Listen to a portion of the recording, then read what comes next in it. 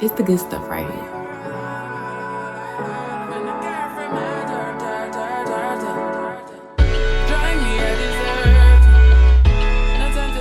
What's up, cousin? Welcome back to my YouTube channel, y'all. As y'all can see, I'm in my robe. I got my blanket. I'm on my couch. I'm just doing my thing. And of course, so you know, if I'm sitting down with wine and I'm comfy and I'm cozy, that means you need to do the same. We starting a new series here on my channel, Have a Kiki with E. So we really just gonna sit and we just gonna talk about different topics. Like whatever y'all wanna talk about, we gonna talk about it. First, before we get into all of that, like I said, this is a new series getting started on my channel and you're gonna wanna be back to do it and watch it over and over and over again while we sip our wine. Cheers. Without further ado, let's get into the video. So now let's get into this first topic. The first topic is outdressing the birthday girl. Please feel free, guys, to leave y'all comments down below on how y'all feel about these topics. We having a kiki together. So go ahead and tell me what you may think about any of the topics we talk about today, because remember, we cousins. How do I feel about outdressing the birthday girl? In my personal opinion, I feel like if it's my birthday and I'm the one that's allegedly being outdressed, I personally do not feel like that exists to me. If it is my birthday, it literally is nothing anyone could do or say that's going to take it away from me, if that makes sense. There could be a girl that literally shows up wearing a $100,000 dress. I'm going to hype her up. I'm gonna be like, girl, you look good. Like, you showed up and you showed out for me. But it's also because I'm very secure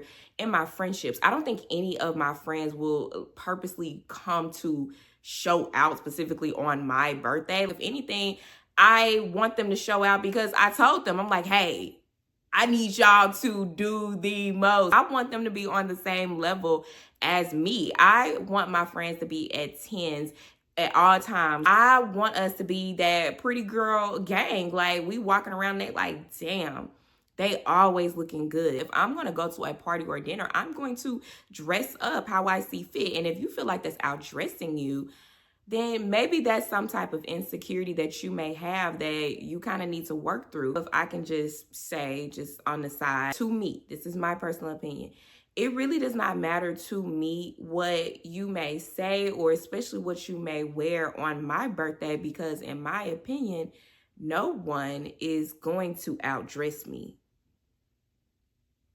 That's the truth. I personally feel like no one will be able to outdress me. Everyone can come showing up in a $100,000 dress and I can be in a trash bag and I still will feel like I'm the baddest in the room. It's nothing that anybody can say or wear that'll make me feel less of myself. I'm so secure in my confidence that I don't believe that you can show up and outshine me or outdress me. They come dressed to the nines, I'm be like, eat them up. I live for it. Like I said, I'm very secure in all of my friendships to where I really do not think anyone would ever do anything like that to spite me or to like come against me in any type of way. So the next topic is pretty privilege. Do y'all believe in pretty privilege? I think I do believe in pretty privilege.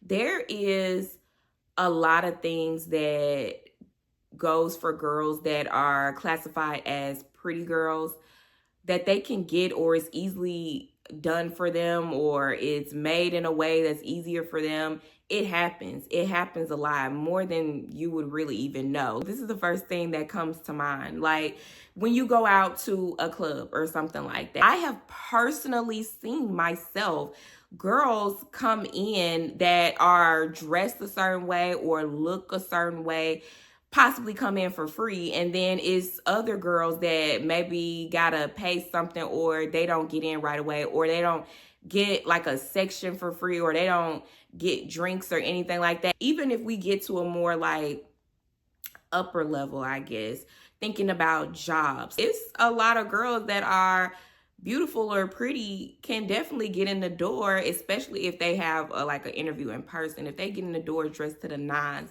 and they're gorgeous, I can definitely see them getting a job just because of how they look. That's bringing me back to Hollister, y'all. Do y'all remember Hollister? I remember that Hollister had these like rules or regulations that you had to look a certain way for them to give you a job. That was a thing. I don't know if that really was going around anywhere else, but I know here in Memphis, Tennessee, that was definitely a thing. And that was back in like the 2010s, 11s, and like all the way up to the 2014s. So I definitely think it still happens on a day-to-day basis with little things that we don't even pay attention to. Ooh, the next one might stir up a little bit of controversy. Stay or leave a man after 10 years, 3 kids, and no ring.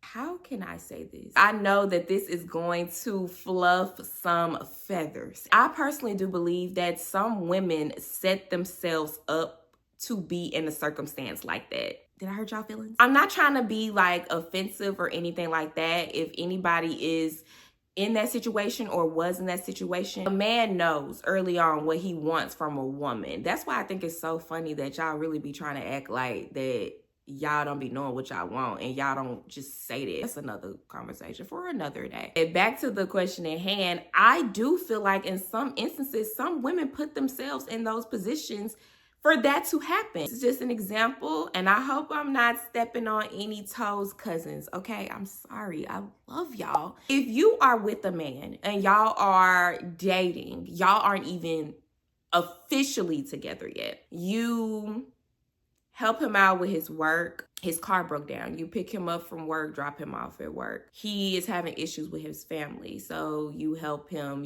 through that. It sounds absolutely crazy, but some women do that. If you give a man everything a woman can possibly give a man, like children, like years, time is something that you give to someone. So if you give a man your time, you give a man kids, you give a man a steady household, what reason then would he ever need to commit to you and marry you? He literally has everything he wants by doing nothing.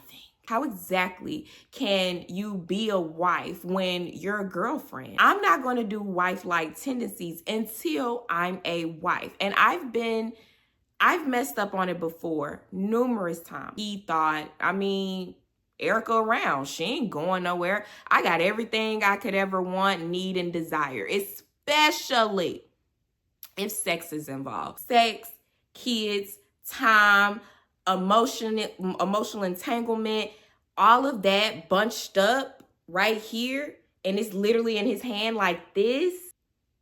You're not going to see that ring, baby girl. You're going to have a lot of conversations before to get the idea kick-started. And I do personally believe that there are some men that just personally are waiting till the right moment. Maybe their finances aren't the best. It could be a number of things on why a man waits. But 10 years?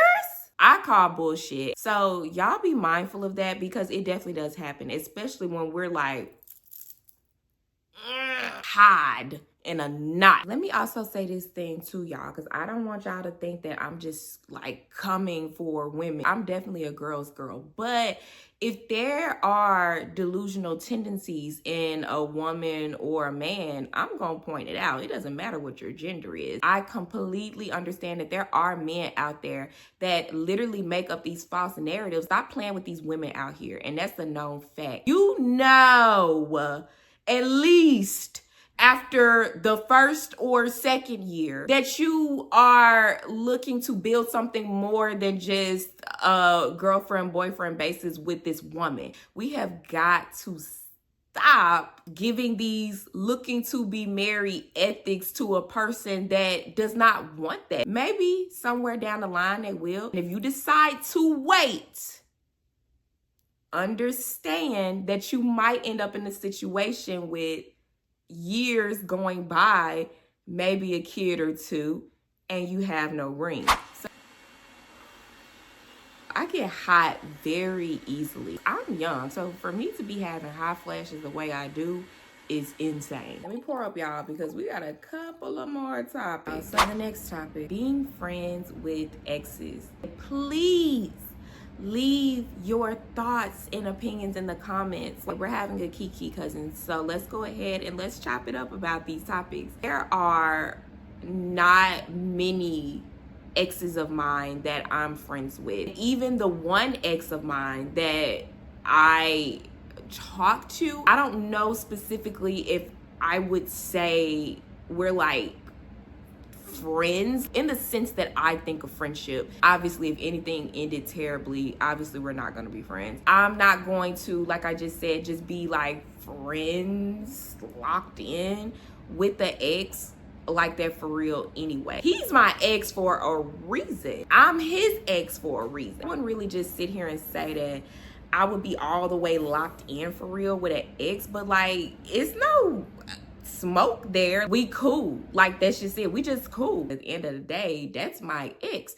This is my man. If my man like, yeah, get rid of him, he's gone, babe. If he says the problem is released. My ex is my ex, but my man is my man. You feel me? The last topic. How do you save or help someone that is in a toxic or abusive relationship? What I've noticed just dealing with friends, what really sucks about it all, cousins, you can't save them.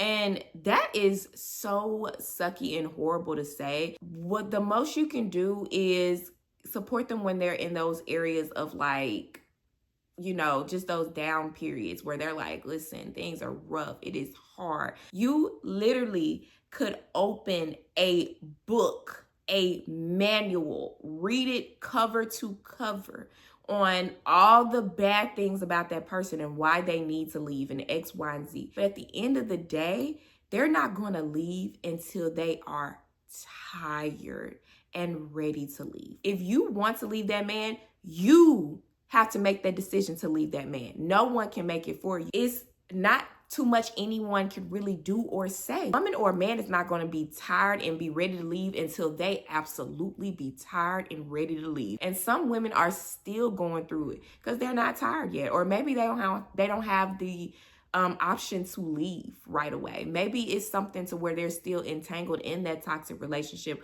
or that abusive relationship, and they just can't leave or don't know how exactly to leave. You can help them and support them in the way that you can, but as far as like forcing them to do it, that's a decision they have to make for themselves. If you choose to stay in those toxic situations or those abusive situations, understand there might be consequences with staying. And I understand that it's not as easy as just getting up and going. It's not. Sometimes those situations are very hard to remove yourself from. Even if you physically get them away from the person, it probably has damaged them so much mentally and emotionally that is something that they would have to battle within themselves. It is nothing we can do or to save them or help them. They have to eternally help themselves and want to get better and want to do better. It's all about just being patient with your friend or your family member in those situations, just supporting them. We all as adults just have to respect our family members or friends' wishes. Okay, y'all, that is wrapping up the